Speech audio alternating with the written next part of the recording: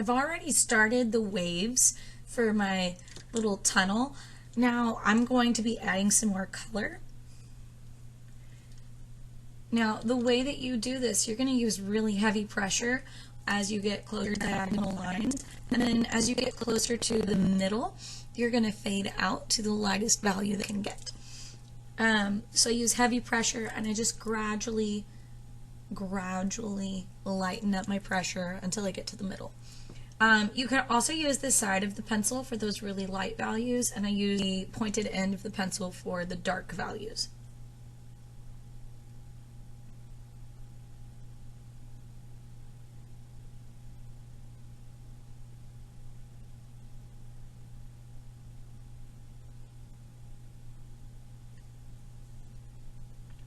So just like the wave or the tube, you want it to narrow as you get closer to the center, and it should be wider towards the outside of the page.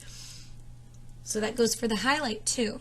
The highlight should be narrower as you get closer to the center, and it should be wider as you get to the outside. So the highlights and the shadows on this are what's going to really sell the optical illusion that makes it look like this wavy tunnel, where you almost can't tell which direction things are going. Now I'm coloring in all of my green sections first. We're going to do this for every other section. You can use any colors that you want as long as you have enough contrast that they are very, very different. So a good way to do this, you could use complementary colors like we've learned about earlier in the year. So for the sections between the green, I am going to use pink, which pink is a tint of red, which means it is still opposite of green on the color wheel.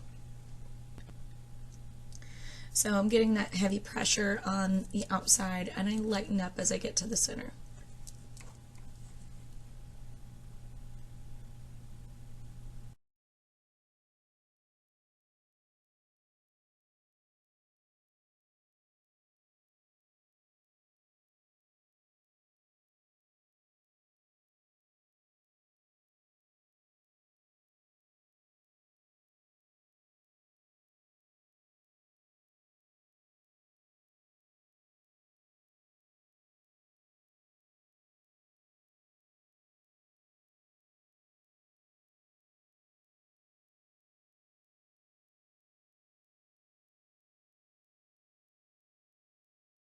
One of the things I like to do is just kind of shade in the dark section first.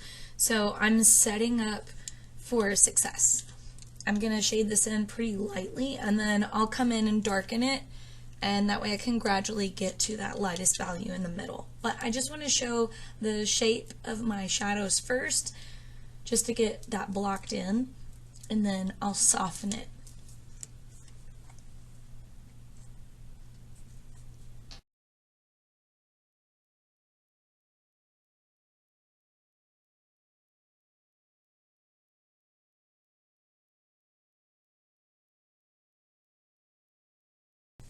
Now I'm going to do the same thing with the pink.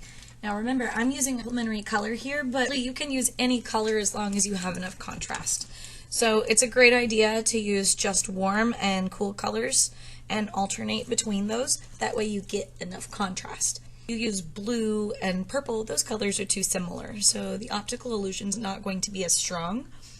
We really want it to pop out.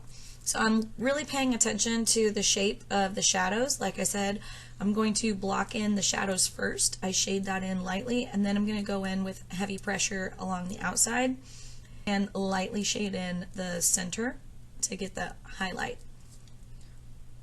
So I want it to look like it's really shiny down the middle of the tube where it's sticking out the most. Trying to get the shadows to match so it all looks like it actually goes together.